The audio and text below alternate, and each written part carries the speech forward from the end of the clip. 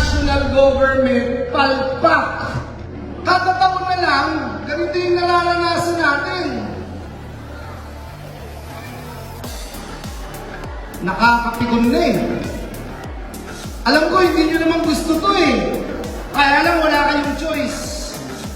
Bakit? Hindi kayo makapaghanap buhay. Mahirap kumita pag ganito panahon. Konting ulan, baha. Kung nung mga nakaraang taon, hanggang bukong-bukong lang. Nung isang taon, hanggang bewa. Ngayon, nagpastaw na. Nakikiisa po ako sa inyo. Kung nalulungkot po kayo, doble ang lungkot ko.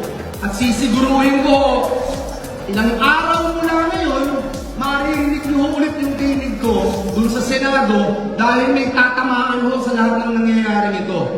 Hindi ko po pwedeng sabihin, marami kasi yung bagsak ng ulan eh.